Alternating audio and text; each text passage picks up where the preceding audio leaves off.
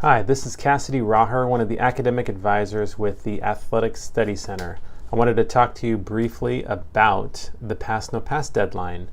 Letter graded classes affect your GPA. Classes you take Pass No Pass will not affect your GPA, whether you pass them or no pass them. Classes that you are required to take for a letter grade are classes for your major, including prerequisites.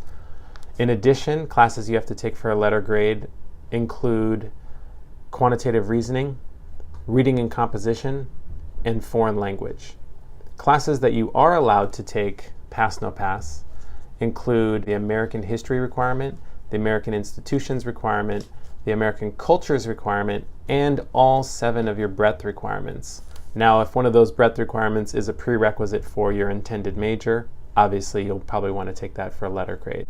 The deadline to choose whether or not you want to take a class for a letter grade or for Pass No Pass is 11:59 p.m. on the Friday of the 10th week of the semester. You have a limit of 1/3 of your UC Berkeley units that you can take Pass No Pass. So if you started here with 30 AP units and you take 90 Berkeley units to get to your 120 for your diploma, 90 is your denominator for that fraction of the 1/3. So you would be able to take 30 units, Pass No Pass. If you started here at Berkeley with 0 units and you took all 120 units at UC Berkeley, you never took a class at a junior college in the summertime or anything like that, then your denominator for that fraction is 120 units, and therefore you would get 40 units, Pass No Pass, that you can take at UC Berkeley. There is no limit in how many units you can take Pass No Pass in any given semester. Just make sure you always take at least one class for a letter grade, because the rule on campus with letters and science is that if you take all of your classes in a term Pass No Pass, which you technically are allowed to, letters and science will put you on academic probation for the following term because you do not have a GPA. You have a null GPA, and that triggers academic probation. In order to change a class to Pass No Pass, just log into Cal Central, go over to the right-hand side of your My Academics tab. If the opportunity to enroll in a subsequent term exists, you'll see 2 terms there on the top right. Make sure to select the term for the class that you want to change to Pass No Pass.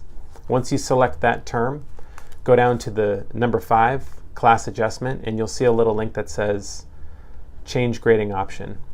Once you select that, you'll see a screen that gives you only the classes that allow you to take it for a letter grade or for Pass No Pass. Select the course you want, hit next. If that class has a discussion section, a screen with discussion section options will show up. You don't need to worry about that. Just go ahead and hit the next button.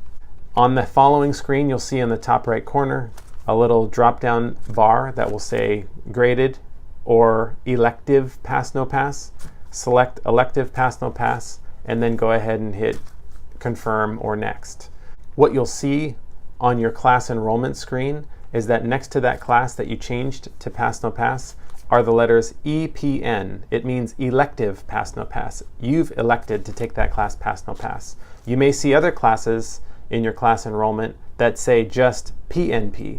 That means that those classes can only be taken for Pass No Pass, and that's why they're defined as such. Some of you might even wonder, why does Pass No Pass exist in the first place? Pass No Pass exists because the university wants to give you an opportunity to take a class that you might not be doing so well in, that might be an elective or a breadth class, Pass No Pass. You may be focusing on your major prerequisites and doing really well in those, but because you're taking a class that might be out of your comfort zone, then sure, Pass No Pass is a good option to sort of ensure that you don't hurt your GPA, especially if you're getting a C in a class that might be counting for a breadth requirement that's not associated with your major, and you're getting A grades in your major prerequisites. So if you're taking a class Pass No Pass, it sort of protects your GPA and allows you to secure those, let's just say 2 A's in the prerequisites for your major, and then if you had a C in a breadth class, you took it Pass No Pass, you'll get a pass. Your GPA for that term is going to be a 4.0, because remember, Pass No Pass grades are not calculated into your GPA.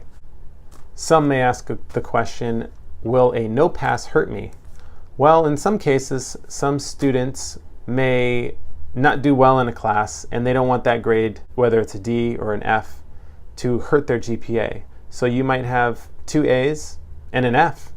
Well, if you took that F, pass, no pass, the no pass just means you're going to lose those units, but you also protected your GPA. 2 A's and a no pass means that in the term, you actually still get a 4.0. You'll lose those units for the no pass, and obviously you'll need to make up those units in a future term, but it is a way to protect your GPA. Long-term wise, getting a no pass will really only affect you if you're planning on applying to potential graduate programs that may readjust your GPA after the fact. For example, if you're applying to med school or even law school and you apply to their programs, what the admissions committees on those programs will do is they'll go back to your transcript and they'll take any no pass grades and they'll change those grades to an F and then recalculate your GPA. If you don't plan on going to graduate school, a no pass ultimately in the long road really won't hurt you at all. And even the most basic question, what grade do I need to earn in a class in order to pass it? Well, it's really a C-. Every class might have a different rubric for how to earn a C-. Percentage-wise, a 70% is a C-. So if there's a curve, obviously you'd want to talk to your professors or your GSIs and find out if there is going to be a curve. But ultimately, earning a C-, if you're taking a class pass, no pass, will trigger that you got a P and that you'll earn those units, and that if it's satisfying a breadth or an elective category, you'll simply be able to count that class in that category, or for American history, American institutions, or even American cultures. I hope this information was useful, and if you have any questions, feel free to contact your academic advisor on campus. You can see the academic advisors in the Athletic Study Center, or you can check in with a Letters and Science advisor in either 206 Evans, or if you're a freshman, you can go over to 156 Dwinell Hall. Thank you, and go Bears.